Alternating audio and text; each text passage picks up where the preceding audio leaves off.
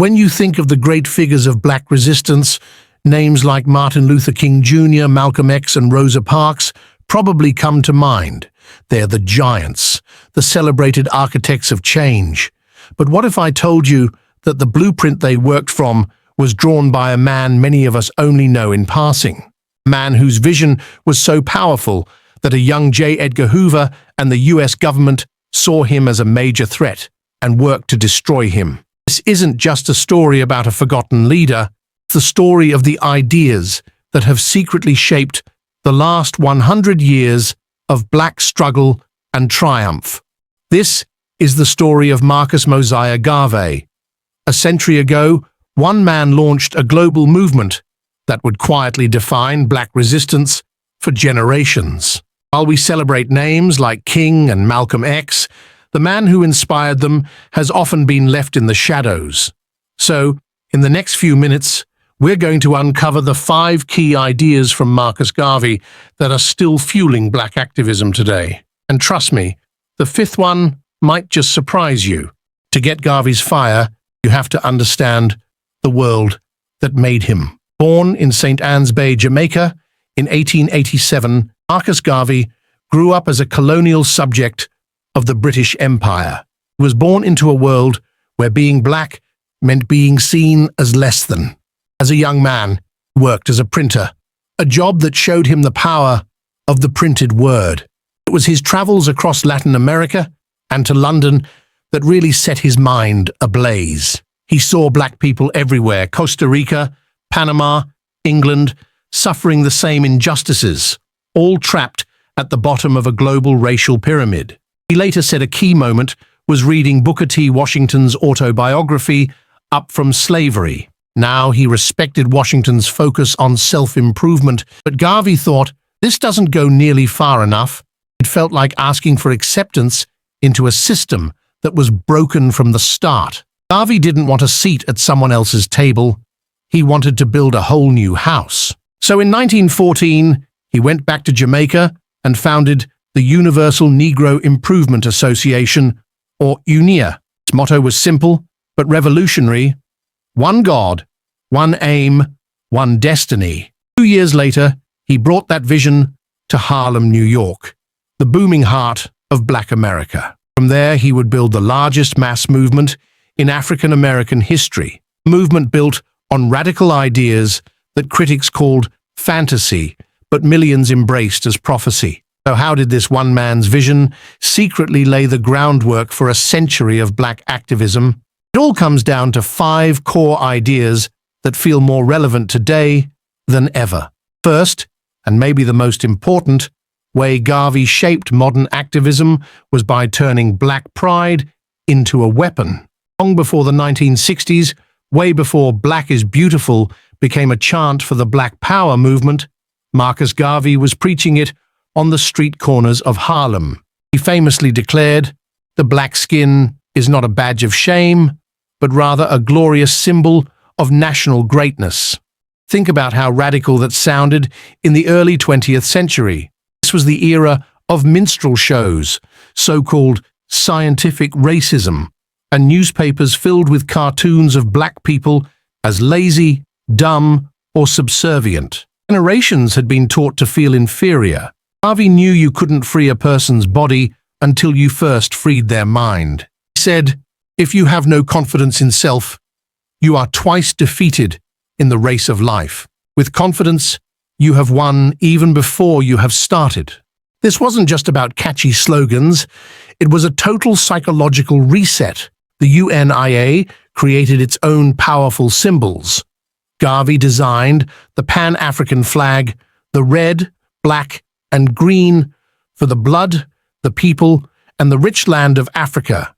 He created an African Legion, whose members marched in military-style uniforms, and the Black Cross nurses, who provided healthcare to the community. Imagine seeing thousands of proud, organized black men and women marching through Harlem under banners that read, "Africa must be free." For people who had only ever seen images of themselves in chains, this was electrifying. It was a vision of power, dignity, and a future they could build themselves. This idea that pride is a form of resistance is the foundation of so much modern activism. When you see a Black Lives Matter mural painted on a city street, that's Garvey's legacy.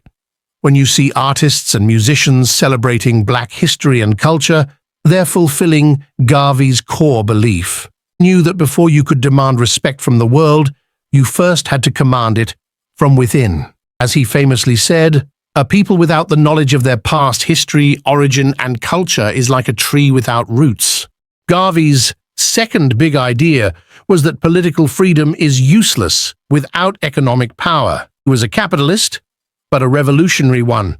He didn't just want Black people to get a slice of the existing white economic pie, he wanted them to bake their own. He argued, "If you want liberty, you yourselves must strike the blow. If you must be free, you must become so through your own effort." Make this happen. Garvey and the UNIA launched an incredible number of Black-owned businesses under the Negro Factories Corporation. In cities like New York, they ran grocery stores, restaurants, a laundry, a printing press, and more. The goal was to create a closed loop where Black dollars stayed in the Black community, creating jobs and building wealth. The logic was simple. Why enrich other communities when you can enrich your own? This philosophy is the direct ancestor of today's Buy Black movements. Every time you see a social media post telling people to support Black-owned businesses or an app that helps you find them, you're seeing a modern version of Garveyism in action. His focus on economic self-sufficiency still rings true in today's efforts to support and uplift Black communities. But the most famous symbol of this economic vision was without a doubt the Black Star Line. Launched in 1919, it was a shipping company meant to connect and trade between Black communities in the Americas and Africa. This was more than a business. The Black Star Line was a floating symbol of Black ambition and global connection. The very idea that Black people could own and operate their own ships, connecting a global diaspora, is what really caught the attention of federal investigators. While the Black Star Line eventually failed due to mismanagement, sabotage, and intense government pressure, its vision was more important than its failure. It planted a powerful seed, the idea that true liberation requires economic freedom. It's a lesson carried on by generations of activists who know that the fight for civil rights and the fight for economic justice are two sides of the same coin. Garvey's third major impact was taking the idea of Pan-Africanism and making it a mass movement. The concept wasn't new. Intellectuals had been talking about it for years. Garvey took it out of the parlors and brought it to the people. His message was simple. People of African descent, whether in Jamaica, Harlem, or Brazil, one people with a shared destiny. His slogan, "Africa for the Africans, at home and abroad," was a call to free the African continent from colonialism and unite the global diaspora. It was a radical new way of thinking about identity. At a time when empires used divide and conquer as their main strategy, Garvey preached unity. He said the greatest weapon used against Black people was their own disorganization. UNIA became the living proof of this global nation. By the early 1920s, it had hundreds of branches in the US and in 40 other countries, making it the largest Black mass movement in history. It was basically a government in exile, and Garvey even declared himself the provisional president of Africa. To his critics, this was just pure arrogance. They mocked his fancy titles and military uniform, but they totally missed the point. Garvey understood the power of symbols. He was creating a mental counterattack to the British Empire and other colonial powers. He was showing millions of people that they could be citizens of a proud global Black nation, even if they were denied basic rights in the countries where they were born. This vision directly inspired the anti-colonial leaders who would later win independence for their countries, like Ghana's Kwame Nkrumah. And that legacy is alive today. You can see it in the ongoing conversation between the African diaspora and the continent, in heritage tourism, and in the global solidarity shown during moments of racial injustice. Garvey's Back to Africa message is often misunderstood. It wasn't a literal plan to ship every black person to Africa. It was about a psychological and political return. It was about reclaiming Africa as the motherland, a source of pride, history, and power. As he made clear, "I have no desire to take all black people back to Africa. There are blacks who are no good here and will likewise be no good there." The goal was to build a strong, independent Africa that could be a source of strength for black people everywhere. His Pan-African vision turned a scattered people into a unified political force, an idea that still powers international black solidarity today. Garvey's fourth legacy is one of the most interesting, his quiet influence on modern black spiritual movements. Garvey was a Christian, but he mixed his politics with a heavy dose of religion.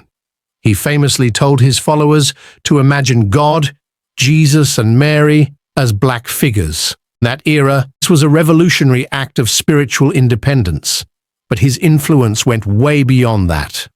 The power of his message led many to see him as a prophet. In Jamaica, his teachings became a cornerstone for the new Rastafari movement. Many early Rastas believed Garvey's words, "Look to Africa for the crowning of a black king. He shall be the Redeemer," was a prophecy fulfilled when Rastafari Makonnen was crowned Emperor Haile Selassie, the first of Ethiopia, in 1930. Garvey himself never saw Selassie as a god, and even criticized him later, but his words had taken on a life of their own. To Rastafarians, Garvey became a kind of John the Baptist, a prophet who announced the Messiah. Reggae music is filled with references to Garvey, carrying his message to a global audience. Here in the US, Garvey's philosophy of black pride and self-reliance was a clear and direct influence on the Nation of Islam, NOI. The NOI's focus on creating black-owned businesses and embracing a separate cultural identity echoes the core ideas of Garveyism. When you listen to speeches by Malcolm X, whose own father was a passionate Garveyite, you can hear that ideological DNA. Calls for self-reliance and the deep suspicion of white institutions are classic Garvey principles, just adapted into a new spiritual framework. Through movements like these, Garvey's ideas took on a spiritual life and reached corners of the world he never could have. He provided a political and economic roadmap so powerful that it felt, to many, like a spiritual one too. And that brings us to our fifth and maybe most surprising point. It's not just what Garvey believed, but how he built his movement. Marcus Garvey basically created the blueprint for modern mass protest. Long before the internet or TV, Garvey knew how to capture the public's imagination and build a brand. His methods were genius. First, he was a master of media. The Unia's newspaper, The Negro World, was an international publication, printed in multiple languages, with a massive circulation. Every week, Garvey's front-page editorial laid out his vision, reaching people from the rural South to the docks in England. It was an independent media network that completely bypassed the biased white press. Second, he understood the power of spectacle. Unia parades, the uniforms, the flags. This wasn't just for show. It was a form of psychological warfare against a colonial mindset. Offered a vision of future power that was far more exciting to people than the slow, gradual approach of other civil rights leaders. Third, he built a highly organized structure with local chapters that gave people a real sense of belonging and purpose. The Unia was more than a movement. It was a global community with its own businesses, social clubs, and aid societies. This model allowed it to grow incredibly fast. Now think about modern protest movements like Black Lives Matter. They use social media as their Negro world, beaming their message directly to a global audience. They have a powerful, instantly recognizable brand with slogans and hashtags that mobilize millions. They understand the power of spectacle, from mass marches to symbolic acts of protest that grab headlines. The tools have been updated, but the core principles are right out of the Garvey playbook. Use independent media, build a strong brand, and organize at the grassroots level. This is Garvey's hidden legacy. The movement was ultimately crushed by the US government. J. Edgar Hoover, then a young agent, made it his mission to destroy Garvey.